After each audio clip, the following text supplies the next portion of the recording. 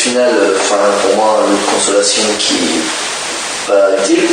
La finale, donc, Argentine-Allemagne.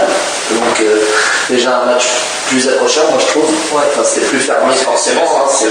Plus tendu. Plus tendu. Ça se voyait, ça s'est ressemblé, le match était tendu. J'ai l'impression que les Allemands, ils ont un peu joué comme contre la France, sauf qu'ils n'ont pas réussi à marquer aussi rapidement. Et puis, moi, c'est pas cette impression-là que j'ai eu de l'Allemagne. Ils ont été plus méfiants quand même, hein. On peut pas. Peut-être, c'est ce qui a laissé transparaître, mais moi j'avais l'impression qu'ils étaient rôtis, les Allemands. J'ai pas l'impression aussi. Moi j'ai eu l'impression qu'ils étaient vraiment morts, que heureusement que c'était le dernier match à jouer parce qu'ils avaient tout donné. Et en prolongation, même moi, quand je les ai vus aller en prolongation, alors que la deuxième période, j'ai été surpris de voir l'Argentine qui pouvait développer par moments son jeu, alors qu'on a vu contre le Brésil, ils les ont étouffés complètement et c'était terminé. Moi, c'était la crainte que j'avais sur ce match-là, c'est que ça fasse la même chose et qu'il n'y ait pas de finale en fait. Et en fin de compte, la fatigue des Allemands a aidé les Argentins à se ressortir. C'est assez étonnant en voyant que l'Allemagne a quand même déroulé son jeu contre le Brésil, donc les mecs ils s'étaient pas plus crevés que ça, parce que bon, ils ont marqué 5 buts qui étaient très faciles. Mais ça a quand même derrière l'énergie. Mais contrairement à l'Argentine qui a été jusqu'en prolongation, penalty, et puis on aurait pu penser que c'est l'Argentine, même s'ils sont sur leur continent, même niveau humain, ils ont joué une demi-heure de plus et ils ont eu la pression des penalty, donc je pensais qu'ils allaient être plus émoussés que les Allemands. Et ça a été tout le contraire en fait. Mais bon, moi je suis d'accord avec toi parce que le début de deuxième mi-temps, il était 100% argentin. Les 10-15 premières minutes, les Allemands, ils étaient inexistants. C'est Messi, il a l'occasion de marquer. Quand il frappe et la balle elle sort un petit mètre à côté du poteau, là normalement il était tueur, mais enfin c'est un autre débat. Mais moi ça m'a marqué. Le premier quart d'heure, la deuxième part, étouffé les Allemands. Étouffé. Et là ça s'est vu que physiquement leur organisme il a pris un coup parce qu'après un mois de compétition, et parfois le mental ça joue sur le physique. Ils ont usé quand même physiquement, c'est de la pression comme une finale de Coupe du Monde, tout le parcours qu'ils ont fait, tout ça joue. L'atmosphère, l'humidité, tout ça, la chaleur, tout ça joue. Et ça joue pour les deux équipes. Bien sûr. Après je pense qu'on en revient sur ce débat là, à la fin on en a parlé. Je pense que les Sud-Américains sont un peu plus aidés parce que c'est en Amérique du Sud. Et c'est là que ça se voit. On n'est pas tous d'accord. Je me contredis un peu parce que à la fin je disais complètement le contraire. Mais là, avec la Coupe du Monde qui s'est passée, là tu le vois vraiment.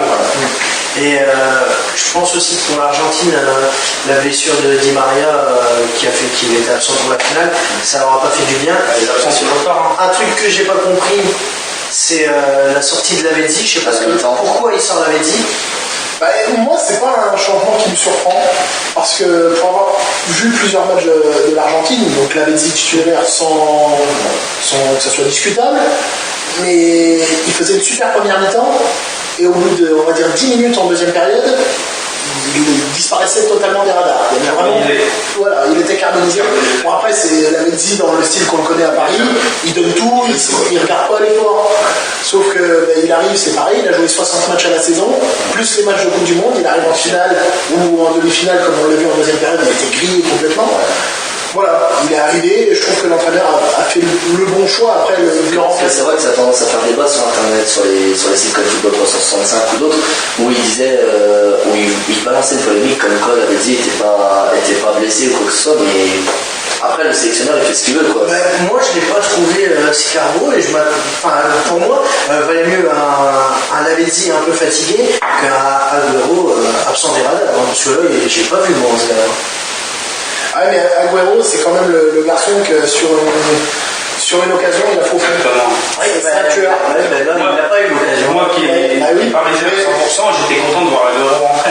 Honnêtement j'étais content de le voir rentrer parce que comme il dit Agüero ça peut être une frappe à but. Ça peut être une frappe à but. Moi je me suis dit ça aussi et puis après, quand j'ai vu le match. Mais il pèse aussi mentalement sur une défense Agüero, c'est comme Messi, il pèse aussi, Agüero sur ton dos, tu sais que t'as pas tout fait. Et ça mentalement ça joue aussi. Ouais, je pense que là il n'y avait pas à douter du mental des Allemands qui ont prouvé tout le long de la compétition que le mental est long et ils étaient venus pour gagner. Quand ils arrivent au Brésil, ils sont là pour gagner, c'est sûr. Par contre, j'ai cru voir le fantôme d'Harald Schumacher. Ah oui, ça me rappelle, mais j'ai eu d'ailleurs, il n'y a pas de débat là-dessus, ça n'a rien à voir. Non, mais je pense qu'on peut en parler. J'ai eu peur quand même. Non, mais sans parler d'Harald Schumacher, juste, pour moi, l'arbitre n'a pas été super dans cette finale. Il n'a pas été exceptionnel. Il n'a pas été très mauvais. Il n'y a pas d'arbitrage. Mais moi, je suis pas d'accord avec cette sortie de Neuer. Il n'y a pas d'Harold Schumacher. Je suis désolé. Non, c'est vrai qu'il y a plein de balles. On va sortir du contexte que ça soit un gardien de but. Le défenseur central, on va prendre Souleymane Diawara. Il le fait tous les week-ends quand il joue. Il tacle, il commence à tacler 8 mètres avant, il arrache tout. Il prend le ballon premier, après il arrache tout. Est-ce que l'arbitre siffle faute? Non. Parce qu'il a pris le ballon premier. Ouais, mais et la sortie d'un gardien, Neuer, c'est ce qu'il fait. Il prend le ballon, après il a la cherche qu'il veut. je dis pas ça. Pour moi, il n'y a pas faute. Par contre, il n'y a pas faute. Higuaín ne fait aucune faute non plus. C'est ça que je critique. Alors, moi, dans l'interprétation, je suis d'accord. Après, on sait qu'un gardien qui est en l'air, faut pas le toucher. Oui, mais bon, là, c'est le gardien qui arrive sur Higuaín. Certes, il regarde le ballon, il fait son job, il regarde. Moi, il fait son job. Non, mais moi, justement, c'est le cas Schumacher qui me. Je veux pas que ça soit assimilé à ça. Oui, parce qu'il n'y a pas de faute. Non, c'est plus la forme en fait. Ah oui, la forme, l'arrivée. Comme Barthez a fait avec Ronaldo, il joue le ballon. On vient au même sujet. Non, mais là, autant on le compare à Barthez Ronaldo, ça me choque pas parce qu'il n'y avait pas de faute. C'est juste impressionnant. C'est plus Schumacher, c'est par rapport à le fait qu'il soit allemand, quoi. C'est vrai que c'est tiens. Parce que Schumacher, il sort avec les deux genoux dans la gueule de Battiston et c'est pas la même chose. Mais par exemple, en parlant d'arbitrage, moi j'ai trouvé par exemple le premier carton jaune à Schweinsteiger. D'où carton jaune, quoi. Enfin, moi certes, il fait faute, je suis d'accord, mais carton jaune, je trouvais que c'était abusé quand même. C'était pas. Pour moi, ça m'a. Après, on voit tout ça tous les week-ends.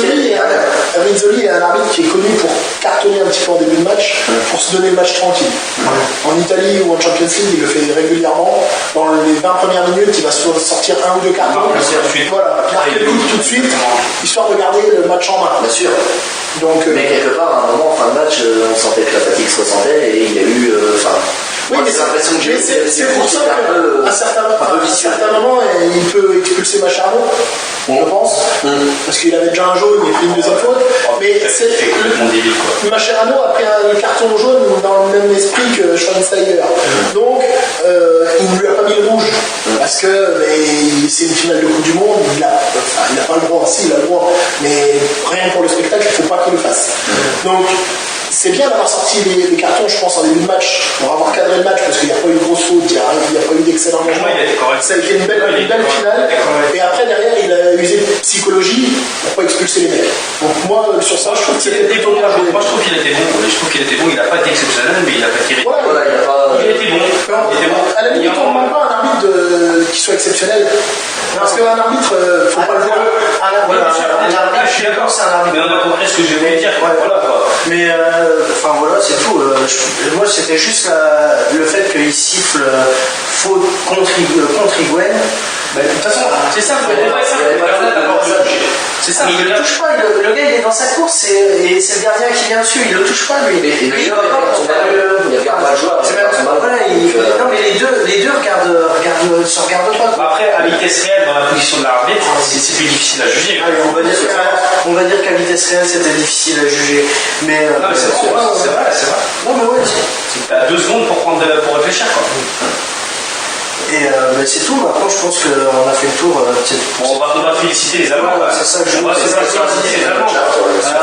Ils n'ont pas volé leur coup. Non, c'est clair, il a mérité largement. Par rapport à ce qu'ils ont montré depuis le début, moi, je suis complètement d'accord. De toute façon, on l'avait dit. Moi, on le savait tous avant. On savait la finale. Moi, j'étais pour l'Argentine et je savais que c'était les Allemands qui allaient gagner.